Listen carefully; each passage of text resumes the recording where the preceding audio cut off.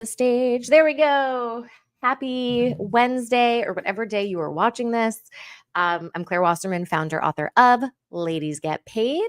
I also have a new Substack. Hooray! It's called Work in Progress. It's where I share insights from real coaching sessions, all anonymous. Speaking of anonymous, I am going to have an anonymous caller in about 1 minute who is going to ask me some questions about corporate culture. She's having a hard time getting promoted. She feels undervalued, unrecognized, and wondering, is she the problem? Is she not cut out for corporate life? Or is there another way to look at this, another way to navigate it? When she calls, it will be in her own words. She will describe exactly what's going on. My intention with these lives is to provide, yes, some guidance, some tools, some practical next steps, but really to show you all you are not alone if you are also experiencing this. We so often think that it's just us. No, I have about 50,000 people on my newsletter list, and I get all of your emails. I see you. And this is a very, very common thing to wonder, is it me or is it the culture? And is this it? Is there a different way to go about basically re-examining my relationship with work? Okay, so I am not going to tell you her name because she's going to be anonymous, but she's going to call me in about 1 minute. So thank you so much for sticking around. We are officially live on LinkedIn, Facebook, and YouTube. All right, let us see. Let me put the speakerphone. Is this my anonymous caller? Yes, it is. Okay. I know I'm not going to use your name. Tell me, do you want to have a different name for today? Just my first name is fine. Yeah. All right. Okay. So, Heather, tell me, or tell everybody who's watching and listening. First of all, thank you so much for being brave enough to share your story. I was just saying you are definitely not the only one who's experiencing what you're experiencing. So tell us what that is. What's at the crux of your biggest blocker right now in your kind of work life? And by the end of our call today, what will I have helped you with? Perfect. Yeah. So I think the core. Well, there's a lot of elements to the core. The core. I am about 10 years into my career. I did make a career change a couple years in, but I am basically sitting at the bottom of my organization. Every single person that I've worked with thinks that I'm at least one level higher than I am. Now this has been over the last 2 years. Recently people are starting to think that I'm 2 levels higher than I am. But every single time we have a mid-year or end of year review, I go nowhere. I get the same rating every time. I'm sitting right in the middle of the pack. No one is really willing to move me up. I'm feeling behind. I'm feeling stuck. I'm feeling frustrated. And I've tried everything. I've tried every single option of coaching that I can get my hands on. So yeah, I think I'm wondering, like, is the universe sending me a message that, like, it's time to do something different, or do I keep on the path that I'm on and just hope that eventually there's a breakthrough? No, we do not continue on the path that you are on. I mean, maybe on the outside it looks like you're on the same path, but on the inside we will treat this differently. By the way, I'm competitive. So when I hear that quote, I've tried everything, every option of coaching, I'm like, ooh, it's going to be me. I'm going to have the breakthrough. Yeah. So tell me, I mean, I had some questions prepared for you. We will get into them, but just off of that, like, what do you mean you tried everything? And also take me through. So first you'll respond to, like, what have you tried? But second, when you have these annual reviews, what happens first leading up to it? Like, are you having pre-review conversations? And then what happens during them? But yeah, start with just like, what have you tried, I guess, to remedy? Yeah, so through my company, I have an option for career coaching that's provided by, like, an external coaching organization. So I've engaged with them, gotten their recommendations, their feedback, followed some of their advice, which included, like, listening to leadership webinars and doing these courses that we have available through some of our platforms. I've also done peer coaching, which is where they set you up with an internal coach, so someone else within the organization, to help you, career questions, mentorship. It's not mentorship, it's coaching, which is different, but someone internal, so someone who's navigated the organization themselves. I have also Yeah, I mean, like I've talked to every single manager that I had leading up to. I've also had a lot of different managers, which is part of the problem. Yeah. But I had a lot of conversations with the folks that are my manager about like, hey, it's been years. I've been asking for this. I keep getting told that I'm performing better than my peers around me, but then we go into reviews and it looks like I'm not. I also like I need to get promoted. This is getting to be a problem for me. And really, like, truly, in the past couple months, I've gotten so frustrated. Pretty much anybody I can get my hands on, I'm like asking for their advice and telling them what the problem is and trying to figure out what it is that I'm doing wrong. Okay. And these review process, you're doing what leading into the review, and then what's happening during the review? Yeah, so leading into the review, I'm trying to have those conversations with my manager. I don't think I'm doing this effectively, but I am trying to build out my network of other people that are in the room for that conversation to try to like show my work, try to get them on my side. I can't remember. There's like trying to get advocates for me. I don't think I'm doing that very well, but I am trying. And then, quite frankly, I don't know what happens in the room because I'm not in there, but I know that I always come out the other side being told, like, you're right on the cusp of our highest rating, but you're just not quite there yet. And they don't tell you why? Or what you can do? They tell me why, but the reasons are never actionable. They're never particularly valuable. They just, for lack of a better term, they feel really made up. Okay.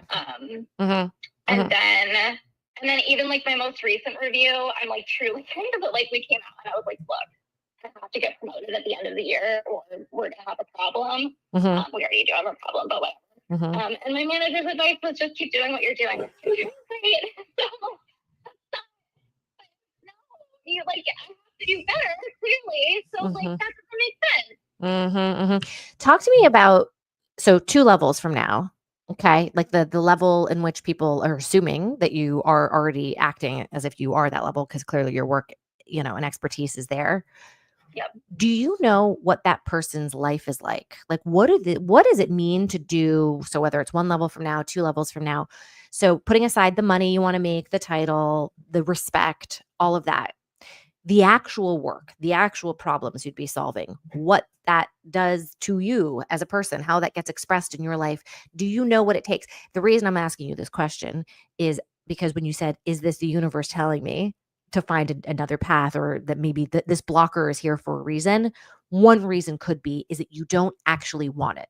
You want the respect, you want the money, but do you actually want what it is going to mean for you if you were to get this next level job? So are you familiar with what it, like the day-to-day of that person? Yeah, so I think the next level above me, I think I'm already there, right? So yeah, I'm pretty familiar with the next level up. 2 levels above me though, I think that's a really good point. I think I don't have a ton of visibility into what happens at that level. I'm starting to get a little bit of that visibility now, and I think the answer might be no, I don't really want that, but I'm also like competitive and driven, right? So like if I look at that and say like, am I just going to move up 1 level and stay there forever?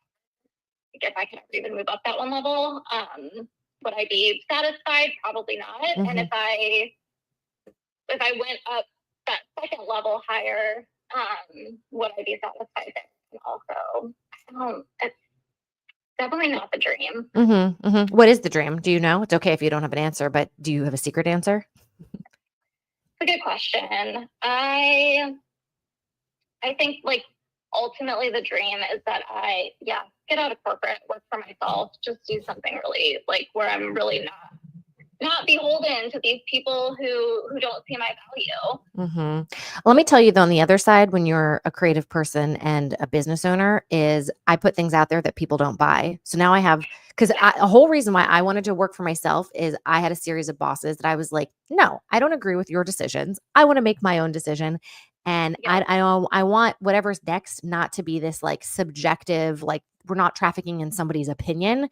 And I feel like if it's the market telling me they don't want to purchase my product, I will, in a way, like believe it more.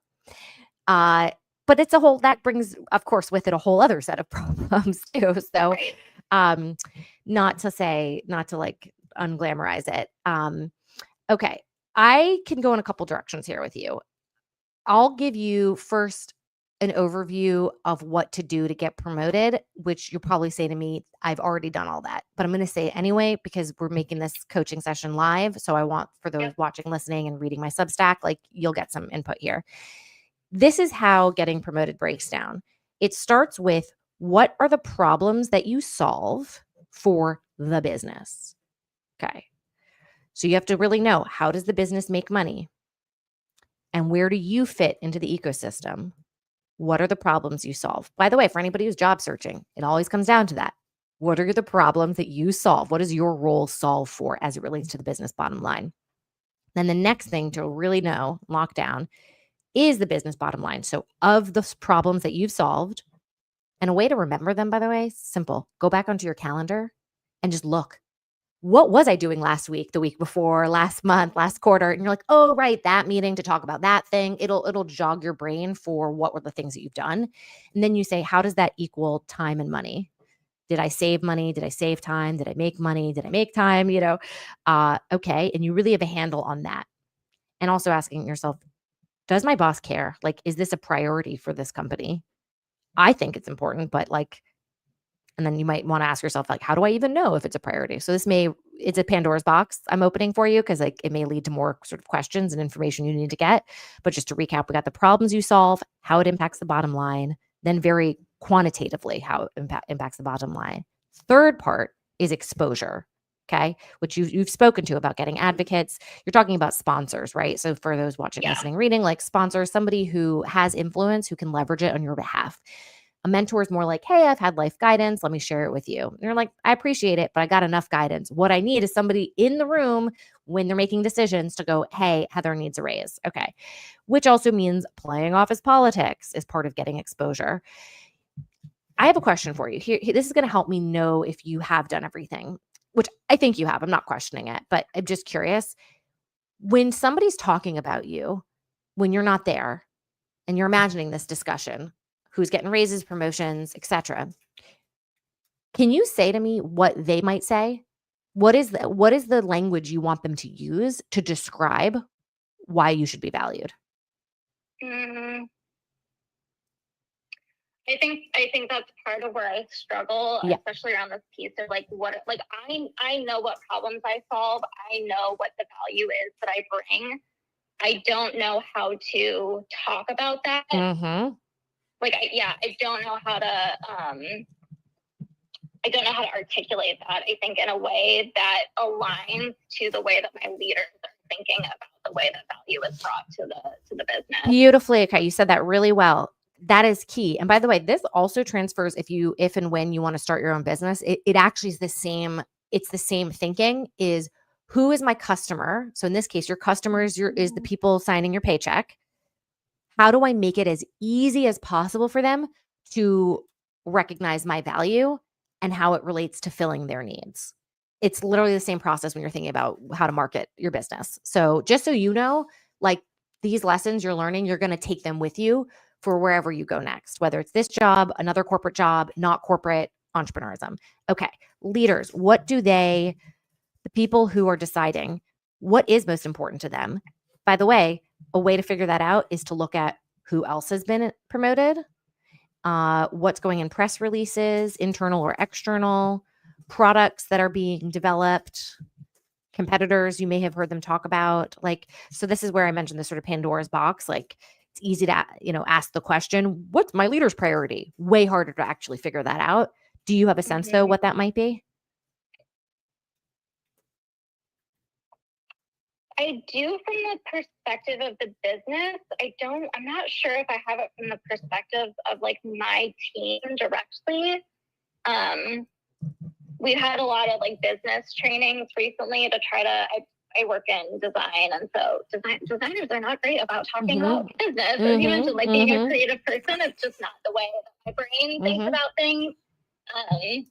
But I think like I know that the overarching goals of the space that I'm in is to lower costs from the business, and I know that the different like levers that we can pull, and I know that my work impacts those levers, but I don't have a clear connection to like the numbers related to that. I have no way to get those numbers and show that like I did this thing and it decreased cost by this amount. My work is much more ambiguous than that and has much less of a direct impact. Which is why they're able to say you're not getting a promotion. It's much easier for Right. people who, salespeople, right? They're like, well, clearly I brought in the money. Right. And if this is all about making it as easy for them to recognize and reward your value, you're making them do work here. So let's think about, this would be a next step for you. If we're doing like a huge like session here where I would help you, but like for you, just your homework is not that you need to find exact numbers, but you do need to speak to it. So understanding, like, let's say there was a launch of a business, like a new product, and it brought in X, or you went, percentage wise, it grew whatever percentage, right? Like you did something and made it happen. Like, so you could just at least articulate the connection to the financial ecosystem, if not the exact numbers, that's one thing. I do think you need to come to Jesus conversation. When you work there long enough where you have that relationship, it's not always right for everybody to like sit down. By the way, when I say come to Jesus, I don't mean ultimatums unless you are willing and able to walk. So, that like, we're going to have a problem. Like, you don't need to say that. I just wanted to mark that. Let me jump. I did not directly say that to be clear, but yes, that's the vibe of the conversations at this point. Yeah. And it's almost worse when it's like a false threat. Oh man. Cause we want them to respect you. I can tell you, let me give the advice that I give for anybody who's trying to pivot, which in a way you sort of are, because you're trying to pivot out of being seen as an undervalued person to becoming a valued person. And the advice I always give is, first, get clear on what it is you would be doing in the next role, aka problems you'd be solving and how they impact the business. Okay. And then you decide, all right, I want to keep going on this path. Great. The conversation that you have, so whether it's a literal conversation, it's an interview, it's a cover letter, a resume, this is me sort of speaking to everybody here who might be watching and listening and reading, is you are working backwards from here. I have done the research. I talk to the people. I talk to multiple people, or I even talk to somebody who has this job at a competitor company, right? That you have, that basically the learning curve is going to be minimal. That if you were to get this next role, you know what it takes to not only do it, but to hit it out of the park. And it's all positioned not as I work hard, but I am very cognizant of how this relates to the business bottom line. And then of course you can bring in, the evidence of how you've done things in the past. And also maybe it's not, for you, maybe as you're going through your work, like, the story that's most compelling is maybe less bottom line and more about how you worked with your team. Like you really grew a team or like, mentored people on your team who were new and then they were so good they got transferred. Like there could be a story within your case study that you end up emphasizing. But what your goal here is, when, again, this goes back to my question earlier, when they're in the room and you're not, the concise way they describe you. You have to know what that is first. And if you don't have an answer for it, that we have not made it easy enough for them. So quick example from my life, because as a career coach, there's a gazillion of us. Like, how do I stand out? Like well, first it comes down to like, what do I even want to be known for? And I kind of came up with this expression, making professional development feel personal. And it's a line that I've used, when I'm interviewed on podcasts or in a video I made or my copy, like I've integrated it in various places. But even coming up with that sentence helped me better understand, what do you get when you hire me? Same thing with you. What do they get when they promote you? Now, you may not get promoted because you're easy not to promote, like, and not because your work isn't great, but because you're not leaving. You're safe. Whereas another person gets paid more because maybe they were poached from a competitor company. So it's not that their work is better or that they're even a better advocate for themselves. It's literally because they had to be incentivized to leave their last company. So there's a lot of reasons why people do and do not get more money or promotions. But I would say if the first thing of like, have we made it easy for them? I think there's some work to be done there, I would say. But tell me, what are you thinking and feeling right now? Yeah, a couple questions I think that came up for me. One is around this, like, get clear what you would be doing at the next level. I think there's a couple of things there that make that challenging for me. One is that I talked to some of my colleagues about this. We're on the same page. We watch people get promoted, and we're looking at the work that we've seen them do, and we're all very confused, right? Like, how on earth did that person do that when from the outside it doesn't look like they're performing at that next level? And then there's the second piece of that where, like, I talk to a lot of people. I ask a lot of questions. I very frequently get like platitudes or very ambiguous answers about like what it is that next level looks like. So how do you recommend actually getting clear on what you would be doing at that next level? Yeah. And by the way, maybe it ends up being less important about what you would be doing at the next level and more about maybe that person's really good at networking their way. So we can talk about that in just a second.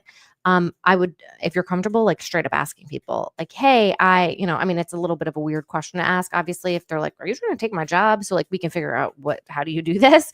But I want to, usually it's positioned as like, I'm really inspired, even if it's bullshit, but like I'm inspired by your career ascent and I want to get more familiar with your side of the business and see how I can like be more supportive of it. Do you have 20 minutes to tell me more about like your larger goals plus your day to day and see where I might, see where I fit it? So like, just so you know, how you position it externally to a person might not be like, that's not that really what you care about. Like their goals are not what you're interested in. I mean, you're trying to figure out, do I even want to do the work and also make them my ally? So I would straight up ask them, but just figure out a way you can kind of work with ChatGPT on this too. Like, what's the best way I find AI can be quite good with communication like this when you're trying to navigate nuances of uncomfortable emotions or uncomfortable sort of dynamics. I'm very curious. Oh, by the way, just like a quick interesting note, Anjali Sood, who used to be the CEO of Vimeo, now she's the CEO of Tubi. I interviewed her once and she said to me before she ever took a job when she was considering, I think she'd worked at Amazon or whatever, she said, I always looked at LinkedIn and I would look at how long does it take for a person to get promoted, what kind of person's getting promoted, blah, blah, blah, et cetera, et cetera. So I'd be curious in these conversations, what is the pattern that you see? Because from the outside, you're going, well, the work doesn't seem good enough. Well, then that shows maybe the priority for your company, it isn't about the work. It's about something else. Like, do they form relationships with certain people? Are they speaking up in meetings more? Or did they get an outside vendor? Or like it's not necessarily going to be one thing, but I am curious if we keep thinking it's about the work and you're doing the good work, you're doing the hard work and you're not getting promoted, well, then clearly it's not about the work. Yeah. And that's why you're frustrated. Because it should be a meritocracy, but it's not. Welcome, I guess, corporate America right there. But then the question becomes, all right, well, what is the game that I need to be playing here, right? I thought it was a different set of rules, but apparently it's not. Okay, what's this other game? And then how do I play it? Yes, there are rules that they have set. So they're not my rules, they're their rules. But how do I play it in a way that feels good to me, that still feels authentic to me? Depending on the environment, if it's toxic and you have to pretzel yourself, not worth it. But on the other hand, it could be just your run of the mill corporate America. And you're going to be like, I don't have to love it, but I'm filling my cup elsewhere. Like I have creative projects on the side. I'm saving my money, so like it has its place, right? I like to think of, when I mentioned the analogy of like businesses, they're also like investors. So I see getting a paycheck as investing in your life. You're taking a paycheck so that you can go do other things. So it's just a matter of, all right, what place, like how much time and energy am I spending here? That's a whole other conversation, another coaching session. But in terms of allies, you mentioned, wanting to get advocates, first you have to know what it is that you want them to kind of understand about you. But like, who are you connecting with and how are you, like, who are you connecting with and how are you connecting with them? I guess is my question. Yeah. I'm trying to connect more with the leaders on my team and folks that, again, like I'm trying to figure out who's going to be in the room for those conversations and make those connections with them. I think this is also where, like, I'm not so great at playing the game because I'm a little bit like, I'm just going to follow my heart and, like, talk to who it feels good to talk to. Someone joined my organization recently who has just a really fascinating and admirable work history. And I was like, I want to build a relationship with you because I'm really interested in how you did that navigation. But again, I think I tend to lean more into, like, my own personal growth and the things that I find interesting, as opposed to I'm going to talk to the right people because I want this very specific thing. Yeah. You have to do both. So it's not, you have to do both and then create a practice where you're in command of the time and energy you're spending. So here's how by the way, again, everything should be caveated with if it is done in a way that makes you feel like you have to literally be another person. No, because that's energetically too much work. We don't want that. But I see it as paying into an investment fund in a way. So if you were to spend, let's say, 20 minutes, that kind of going back to like that outreach example I had of, hey, I admire your career. I want to learn more about your goals and see how I can support you. And also, I made it a personal goal for myself. If you feel comfortable sharing, you even want to get the promotion, or like, I made a goal for like this quarter to invest more in relationships. And like, you're somebody who I admire, bullshit, whatever. Okay. And you have these calls. You're investing in your future. So even if this is not what you would naturally choose to do, you're investing in this experience right now with them will pay dividends. So now you can retire. In this case, the retirement is not actual retirement, it's a promotion. Yeah. So you're paying it forward to something that benefits you, even if that is not the experience you would choose to have. You are choosing to have the promotion though. So it's a short-term experience for a long-term reward. And if you're looking at it as I want to do one of these a week or one of the, you know what I mean? Like find its place, the place that it has. Yep. Does that feel more doable?